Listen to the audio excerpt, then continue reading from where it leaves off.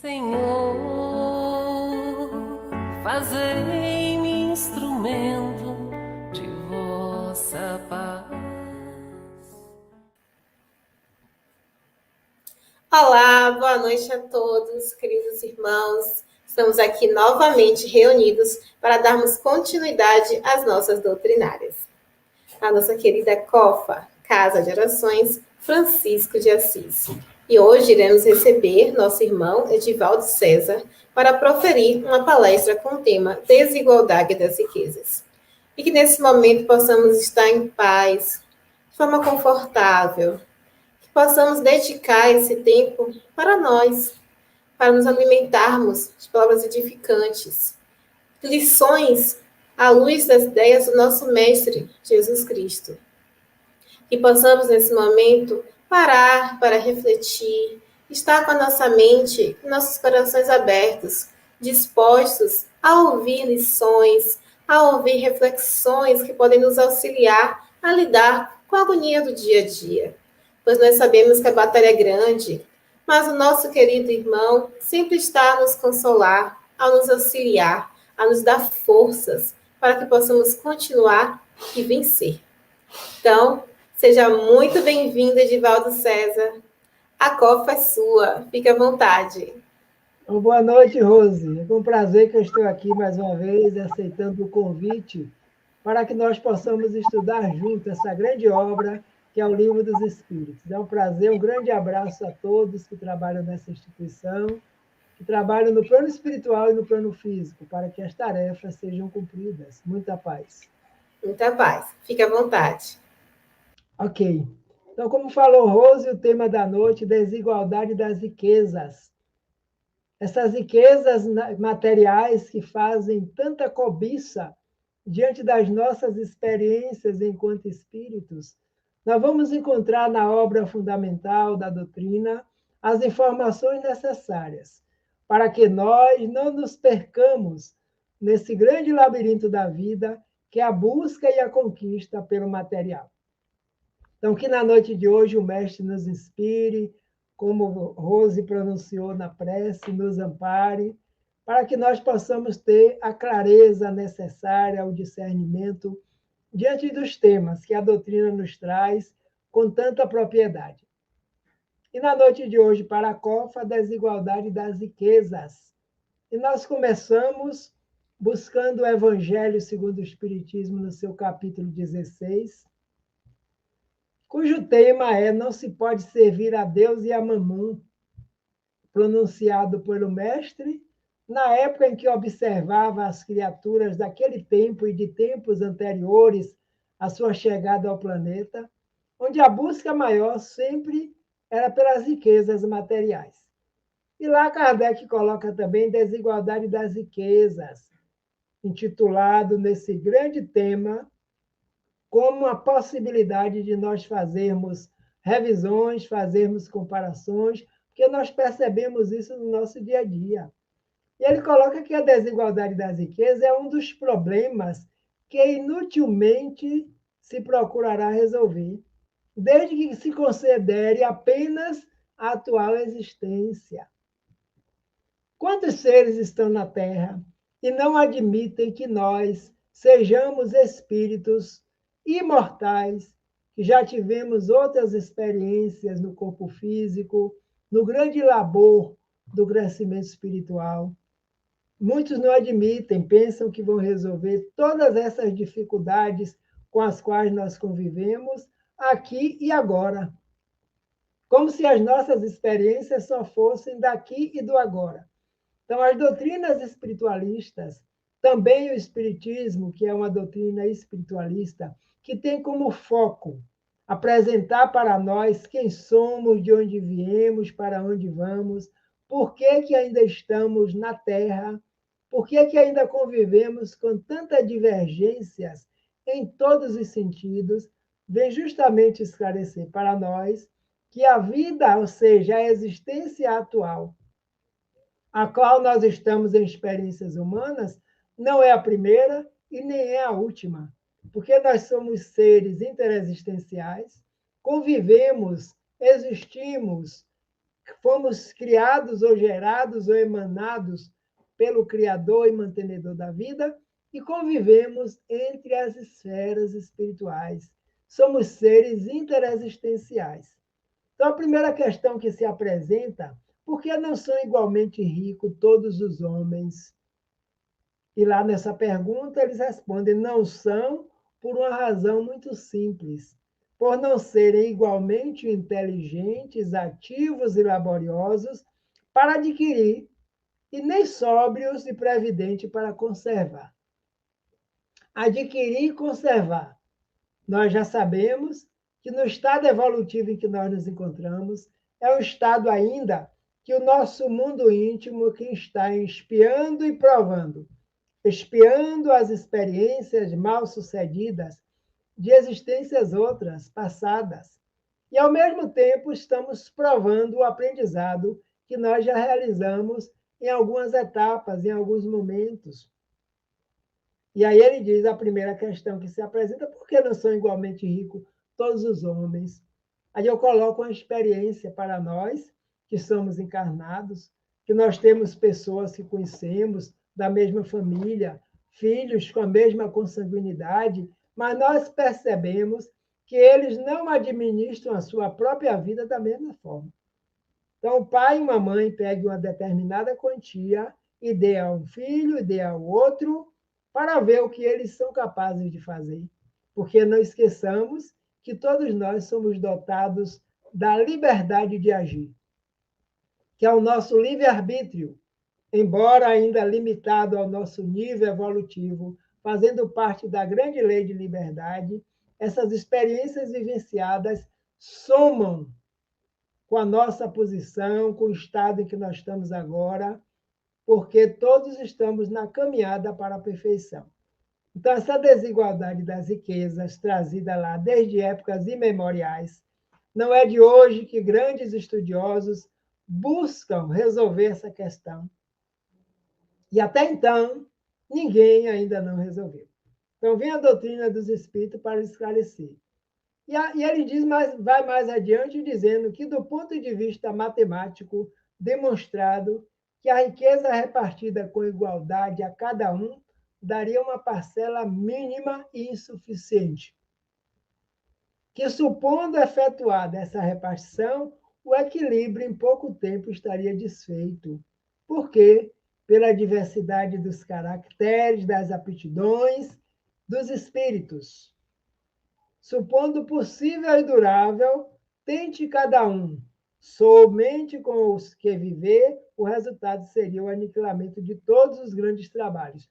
Então, imaginemos que fosse possível essa distribuição igualitária, mas Deus tem um propósito muito maior com os espíritos. Nós que fomos criados, gerados, emanados, somos agentes da natureza. E nós contribuímos com a evolução dos mundos, dos corpos materiais onde nós vivenciamos, para que a grandeza do Criador e mantenedor da vida se estabeleça, se mantenha e seja percebida. Caso contrário, matematicamente, no nível em que nós nos encontramos, quem teria as riquezas nas mãos para prover tudo, queria pensar em trabalhar? Então, por aí já vemos que foge aos propósitos divinos, porque a meta do divino para conosco é o nosso aperfeiçoamento. Nós estamos num estado tal que nos dizemos espíritos ainda espiando e provando. Mas a meta de Deus para conosco é que nós possamos aperfeiçoar em nós todas as potencialidades que constituem o reino de Deus, que o mestre, amigo e educador por excelência, Jesus de Nazaré, veio nos afirmar que esse reino divino, quando os discípulos perguntam para ele: mestre, onde esse reino? Que o Senhor nos aponta, que o Senhor nos fala, que o Senhor nos ensina. E ele disse: meus amigos, meus filhos, não aguarde que o reino venha por aparência. Por quê, mestre? Porque o reino não está em aparência externa, não está ali e não está acolá. O reino de Deus está em vós, está entre vós, está na consciência de cada um de nós, como agora vem a terceira revelação, através do Livro dos Espíritos. Allan Kardec vai e questiona: onde se encontra inscrita a lei de Deus? E os espíritos respondem: na consciência do ser. Então, nós, espíritos, desde o momento da criação, trouxemos a marca divina. No início, simplicidade, ignorância. Simples, porque não tínhamos ainda desenvolvido o potencial divino que faz parte da nossa natureza. Ignorávamos, como ainda ignoramos muitas coisas, a nossa destinação.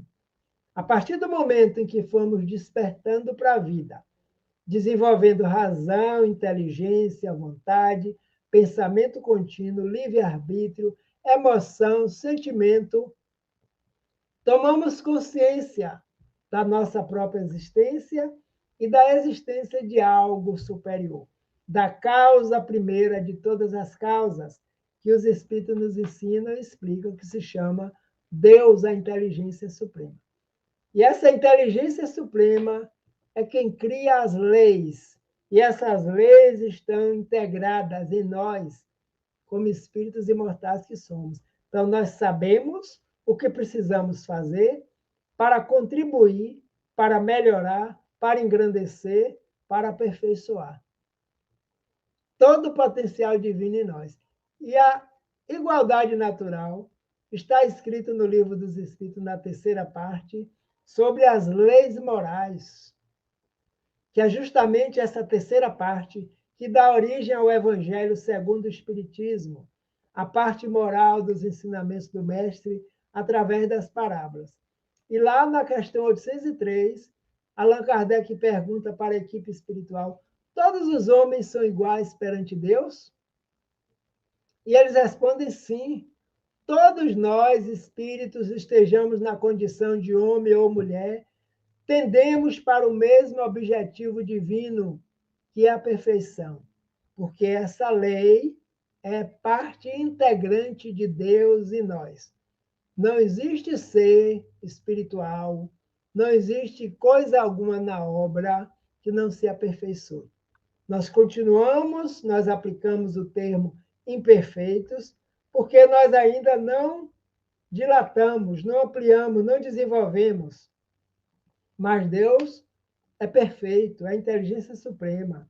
Então, o que é perfeito não pode gerar algo imperfeito. Então, a palavra imperfeição é para lembrar que nós ainda estamos em processo, em educação espiritual. E a partir daí, quando tomamos essa consciência, nós sabemos que estamos temporariamente nessa situação.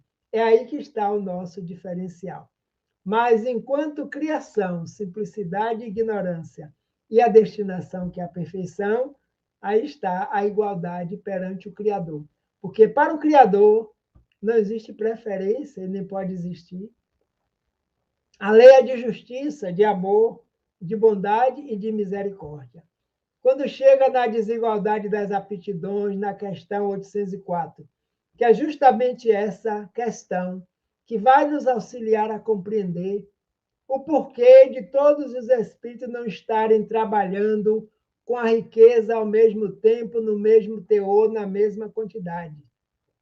Por que é que existe essa diversidade? Kardec pergunta: por que não deu Deus as mesmas aptidões a todos os homens? Quando ele trata de homens, ele está tratando dos encarnados. Quando ele fala dos espíritos, está falando dos desencarnados.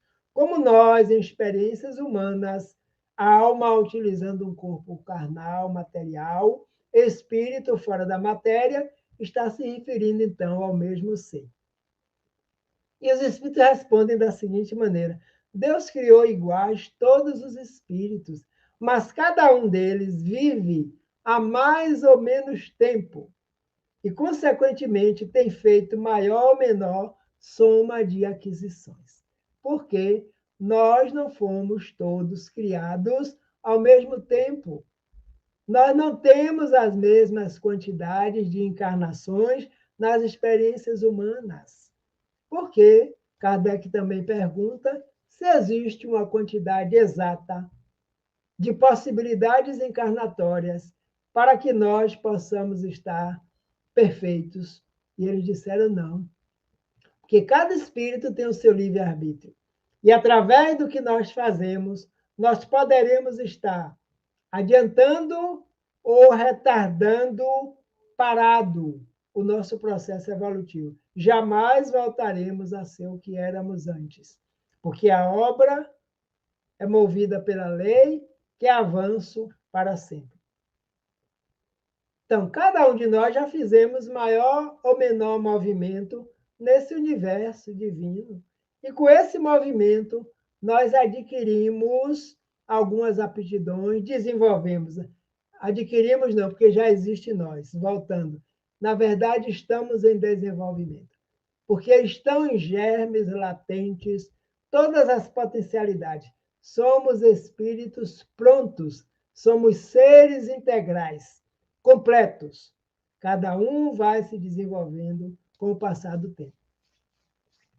E eles continuam dizendo assim: a diferença entre eles está na diversidade dos graus da experiência alcançada e da vontade com que agem, vontade que é o livre-arbítrio. Está explicada a questão. Nem todos nós agimos da mesma forma. Nem todos nós temos a mesma capacidade da vontade do livre-arbítrio em utilizar, mas todos somos dotados, sim, das mesmas capacidades. Aí lembro-me desse momento do célebre diálogo do doutor Nicodemos com o grande doutor Jesus de Nazaré, educador por excelência, quando Nicodemos o procura na calada da noite para saber. Ele tinha uma curiosidade e percebia que Jesus era o espírito que ele conhecia naquele momento, que fazia coisas maravilhosas que até então não tinha visto nenhum homem fazer.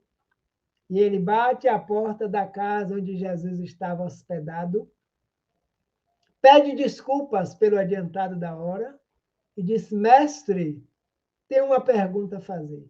O senhor só pode ter vindo da parte de Deus. E ele diz: por quê, doutor? Porque o senhor faz coisas maravilhosas. Até então eu nunca vi nenhum fazer as coisas maravilhosas, viver da forma que o senhor vive, trazer ensinamentos sublimes.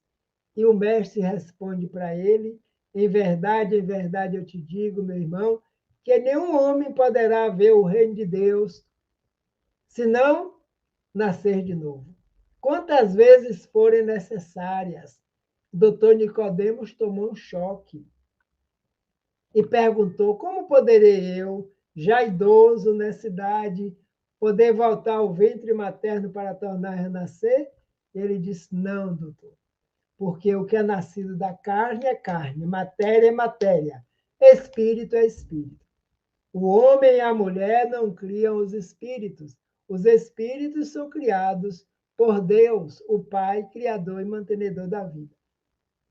E cada espírito, ao reencarnar, vai adquirindo, vai desenvolvendo, vai colocando em prática a sua libertação, a sua liberdade, o seu livre-arbítrio, de acordo com o seu nível evolutivo. Então, ninguém poderá vivenciar paz, harmonia, equilíbrio, igualdade, respeito, se nós não desenvolvermos em nós todos esses atributos, todos esses talentos.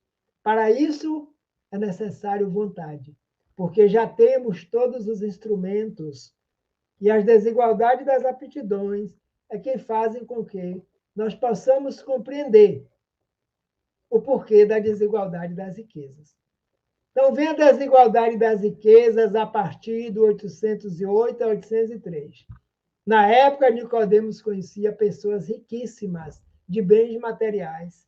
Jesus não tinha bem material algum, mas trazia o bem espiritual supremo, já desenvolvido, de tal forma que ele se identificava com o Pai.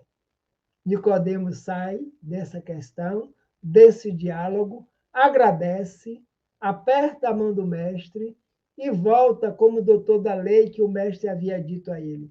O senhor estuda a lei, mas não está compreendendo. que eu estou falando de uma lei maior, que vai além do que está escrito. A lei divina que permite que o Espírito possa encarnar quantas vezes for necessário. Os discípulos que ouviram Jesus falando assim ficaram maravilhados, André e Tiago. Mestre, por que é que o senhor ainda não tocou nesse assunto na beira do lago, no monte, nas ruas onde o senhor passa, para dizer ao povo que nós somos diferenciados pelas encarnações? E ele disse: calma, meus filhos, tudo tem seu momento. Ainda não é o momento. No futuro, eu rogarei ao Pai, e ele vos enviará um outro consolador, que virá em meu nome, para esclarecer e para dizer tudo o que eu não posso dizer agora, neste momento, devido ao grau de maturidade espiritual das criaturas. Então, o momento chegou. Estamos nós aqui diante dessa promessa de Jesus, do Paráclito, do Consolador prometido. A primeira obra, o Livro dos Espíritos, na parte 4, nas questões de 808 a 813, Kardec trabalha exatamente a desigualdade das riquezas. Pergunta aos espíritos: a desigualdade das riquezas não tem sua origem na desigualdade das faculdades, que dão a uns mais meios de adquirir do que a outros? Faculdades que dão a uns mais meios de adquirir e menos a outros. E eles responderam sim e não. Que dizem da astúcia e do roubo? Sim e não, porque a faculdade que nós possuímos, sim, pode ser laboriosa, pode ser prudente, pode ser aplicada honestamente e adquirirmos as riquezas. Por outro lado, ele diz não, e chama essa grande observação. O que dizer da astúcia, do roubo, do engano, daqueles que não fazem corretamente, da desonestidade que ainda impera no nosso meio, na nossa escola planetária chamada Terra? Por isso que nós aqui estamos em expiações e provas, e não o planeta Terra. O planeta por si só é matéria. É uma escola, é uma oficina, é um local de trabalho, é um presídio, é um grande hospital de espíritos ainda doentes, porque queremos abarcar tudo que é passageiro. E o mestre já disse: eu vim para os doentes e não para os sãos, porque os sãos não necessitam de médico. Então, a desigualdade das faculdades pode ajudar, mas tem também outra questão: a forma como cada espírito se coloca diante dos bens que a natureza nos proporciona. E eles continuam: a riqueza hereditária, entretanto, seria fruto das más paixões, ou seja, alguém que herda dos pais, dos familiares ou de alguém por direito. Ele perguntou se isso é fruto de más paixões, e eles respondem com a pergunta, dizendo: que sabes disso? Remonta à origem e verás se é sempre pura. Sabe se no princípio não foi fruto de uma expoliação ou de uma injustiça? Porque nós nunca sabemos. Por isso que os julgamentos apressados quanto determinadas situações nos foram também observados, porque nós não sabemos a origem das coisas. Então, a expoliação foi uma injustiça. Como é que chegou essa riqueza às mãos de determinados espíritos? Nós vemos nas obras espíritas, basicamente nas obras de André Luiz, psicografada pelo médium Chico Xavier, vários casos de espíritos envolvidos pela tomada de riquezas, pelo roubo, pela trapaça de uma família inteira, e o processo obsessivo se instala através das paixões, da vingança, porque a injustiça foi cometida. Como a lei divina é lei justa, de amor, de bondade e misericórdia, mas dia menos dia esses seres estão envolvidos de novo em um processo de convivência, quem sabe familiar, para o reajuste necessário daquelas riquezas de ordem material que foi, de certa forma, retirada ilegalmente. Como ele respondeu antes, astúcia, roubo, tudo isso pode acontecer. E Deus, que é sábio, justo e amoroso, com leis perfeitas, devolve para cada um de nós as necessidades que nós precisamos, de acordo com o nosso nível de restabelecimento, de aprimoramento para a vida. Então, é assim que nós trabalhamos, é assim que nós começamos a perceber que tudo tem uma razão de ser, quando essa doutrina, cujo objetivo é estudar o espírito, que somos nós, quer estejamos encarnados ou desencarnados, aí as questões que nós fazíamos antes, quem sou, de onde vim, para onde vou, por que eu estou aqui no planeta Terra e não estou em outro planeta melhor, nós já sabemos. Não é o planeta que é imperfeito, não é o planeta que está em expiação, o planeta está em processo de evolução, assim como nós, pela lei do progresso, que é uma lei que impulsiona o material. E nós também submetidos à mesma lei. Só que a lei do progresso material do corpo que nós fazemos uso, nós evoluímos também moralmente. E tudo que nos chega são da providência divina, para que nós possamos usar da melhor forma possível. E quando retornarmos a qualquer instância que seja do plano espiritual, retornemos com a consciência tranquila. E ele procede, questão 809. Se uma fortuna foi mal adquirida, os herdeiros serão responsáveis por isso? E ele diz, sem dúvida, eles não são responsáveis pelo mal que outros tenham feito, tanto mais que o podem até ignorar.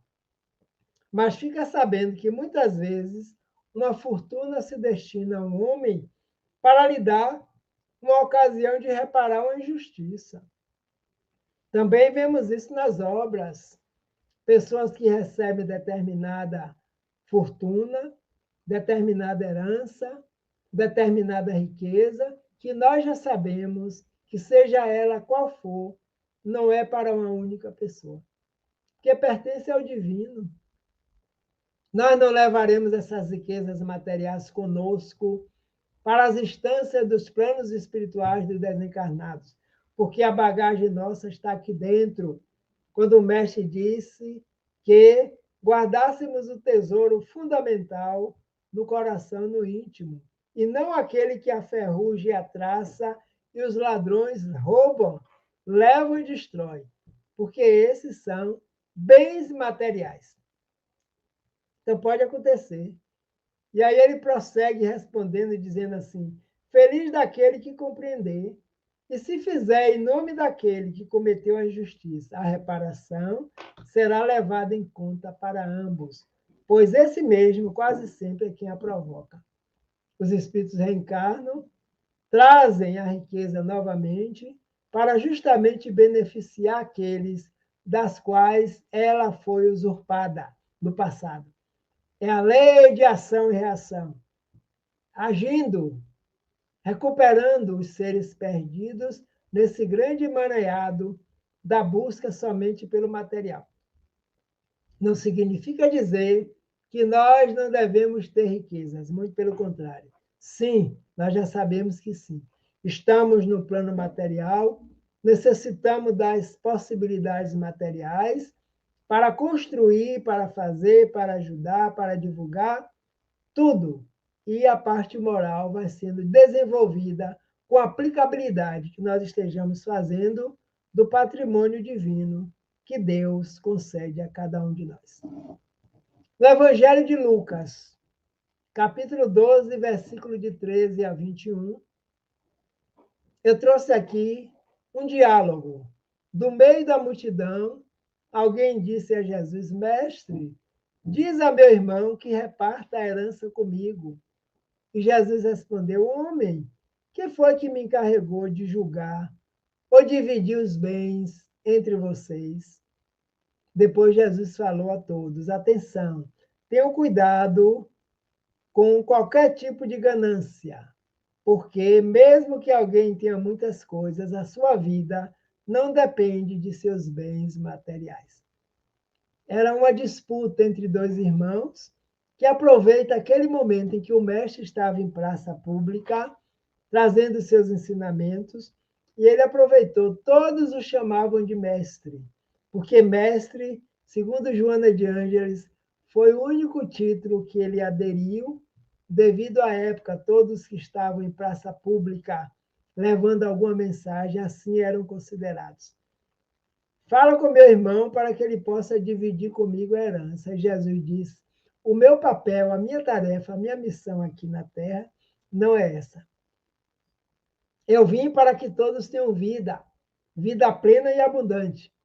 Eu vim auxiliar vocês, meus amigos, meus irmãos, meus filhos, a desenvolverem as riquezas espirituais que estão no íntimo de cada um, na construção do reino de Deus, que é o reino de paz.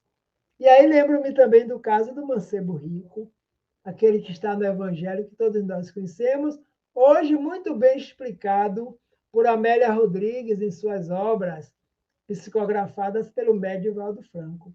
O mancebo rico teve a oportunidade de estar frente a frente com o mestre, olhando olhos nos olhos, e ele dizia: de onde eu conheço este homem? Com este olhar suave, este olhar meigo, este olhar que me cativa. E o mestre dizia a ele: vem comigo, vem auxiliar-me a desenvolver, a divulgar o reino de Deus. E ele diz: ó mestre, agora neste momento é impraticável, é impossível. As corridas de biga se aproximam. Já comprei belos cavalos, já comprei belos escravos para cuidar da carruagem, e as corridas estão aí. Quanto mais eu ganhar, mais ouro também ganho. E a Amélia nos conta que ele saiu quase a balbuciar, abaixou a cabeça e disse: no momento, não posso. Vem comigo, vem auxiliar na divulgação do reino dos céus, do reino de Deus, do reino do Espírito. Mas naquele momento, o mancebo, como muitos dos mancebos ainda encarnados hoje no planeta Terra, estamos voltados muito mais para o enriquecimento espiritual. E o acidente com os cavalos, a corrida começou, a biga virou e caiu por cima dele próprio e foi esmagado, deixando o corpo físico imediatamente. E a Amélia nos conta que ele teve a impressão de ainda ouvir e ver as mãos do mestre, o olhar meigo, lhe convidando: vem comigo, porque o reino de Deus para ti começa agora. Então, são as riquezas.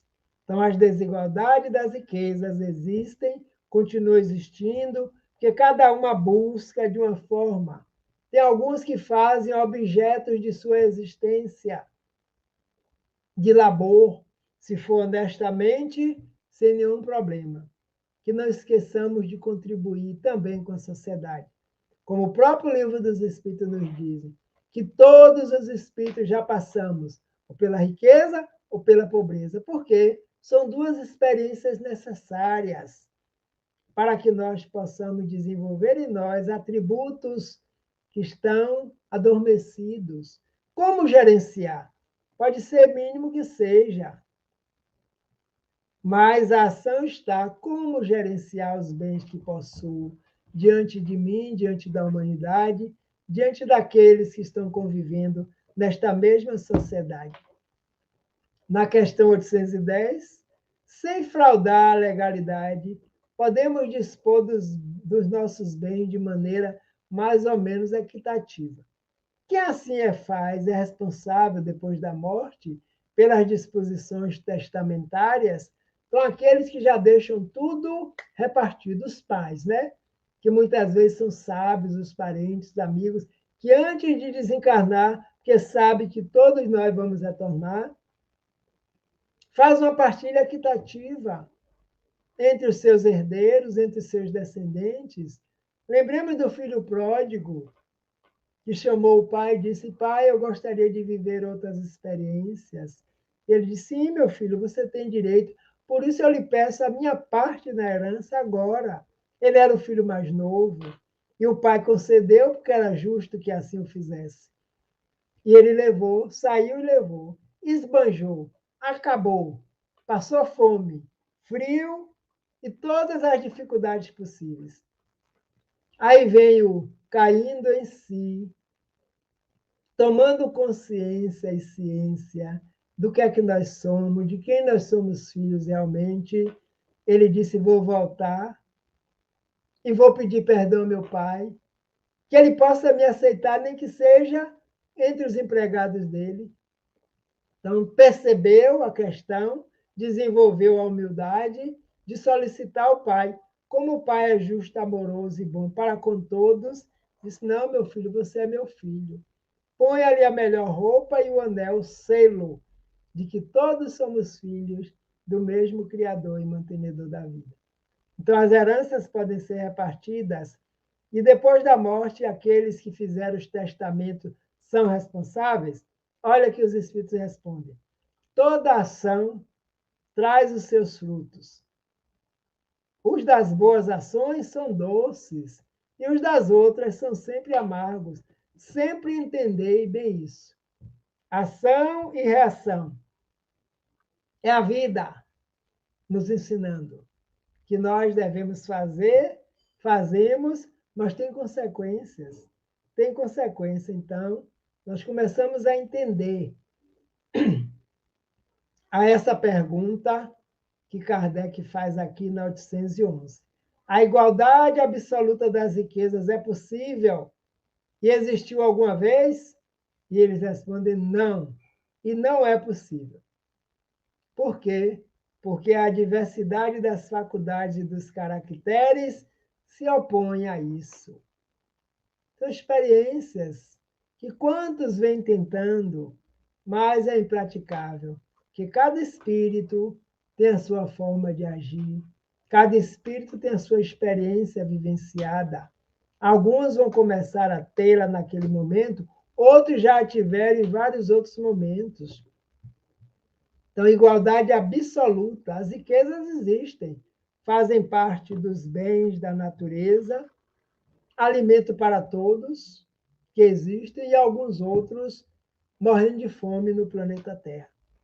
Então, são questões ainda morais de nós, espíritos que convivemos no planeta, estamos em busca de despertar, através do Evangelho do Cristo, essa possibilidade de podermos fazer melhor ajudando aqueles que têm as suas dificuldades. Mas essa distribuição igualitária é impossível.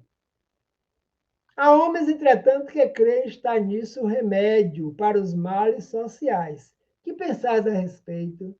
Kardec perguntando: olha essa época, 1857, quando ele preparava para lançar o Livro dos Espíritos. Há homens, naquela época já existia, como em muitas outras, que creem que o remédio para resolver os males sociais está na igualdade absoluta das riquezas. Todos os seres terem igualmente. E eles respondem: essas pessoas são sistemáticos ou ambiciosos e invejosos.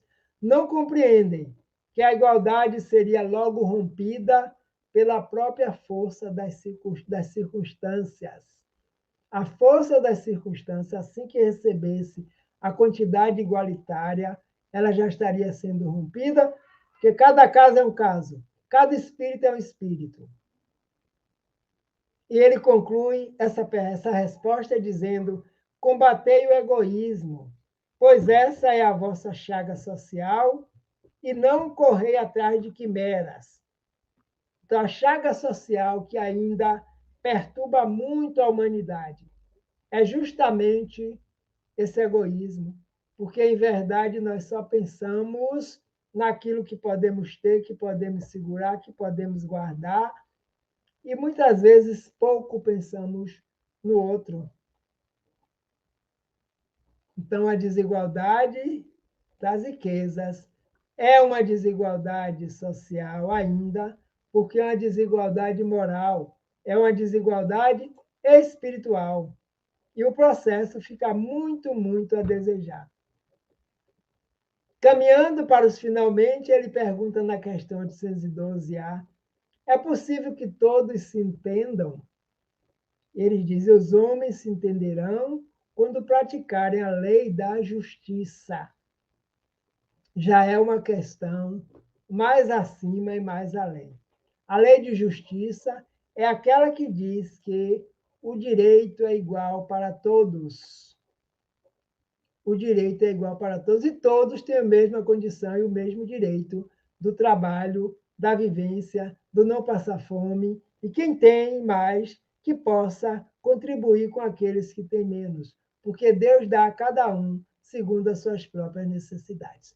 Então, essas são as reflexões que trouxe para esta noite para contribuir com o momento doutrinário da COFA, aceitando o convite, a quem agradeço a casa pelo convite que nos foi feito nesta noite, de poder estarmos aqui refletindo sobre o Livro dos Espíritos, que é a obra fundamental que vem justamente nos esclarecer.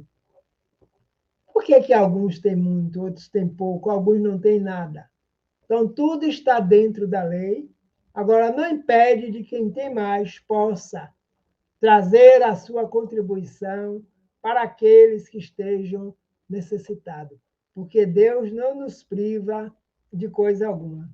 E lembrando que o Mestre Jesus de Nazaré nos diz que eu vim para que todos tenham vida, vida plena e abundante.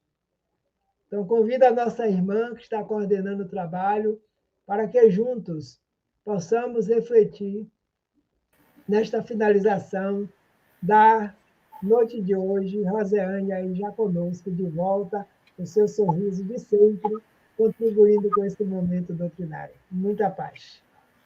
Muita paz. Queremos agradecer por essa maravilhosa palestra, por essas reflexões, que possamos entender que tudo que nos é dado é por algum motivo e também depois vai ser cobrado. Né? Então, que tenhamos sabedoria, que tenhamos organização, que possamos entender. Não chegou tudo quanto a gente gostaria, mas está tudo escrito, está tudo lá no caminho de Deus. Então, né? Não fica essa afobação. Ai, mas por quê? Eu podia saber fazer melhor com esse dinheiro. Será? Será que é fazer mesmo? Deus é quem sabe, né, Roseane? Deus é quem sabe. Tudo. Várias vezes a gente diz, quando eu ganhar na loteria, quando eu tiver dinheiro, eu vou ajudar, vou fazer isso e aquilo. Será que vai mesmo? Né? Tantos exemplos que a gente tem, as pessoas que, né, várias, né, Irmã Dulce, tem outras pessoas que não tinham nada.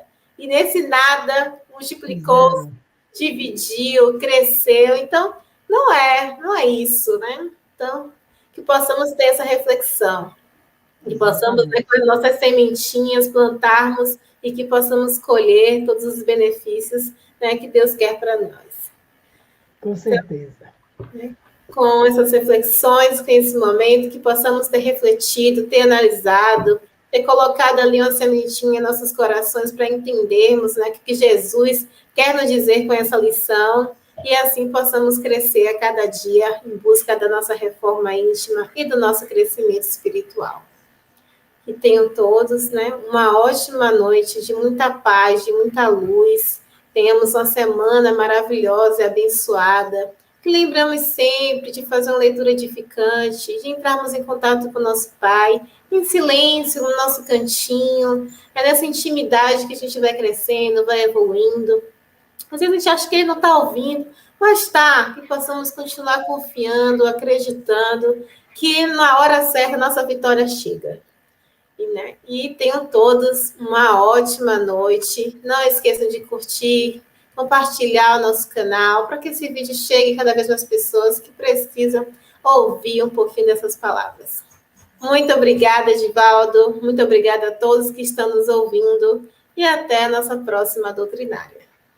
Ok, eu que agradeço a todos. Uma boa noite.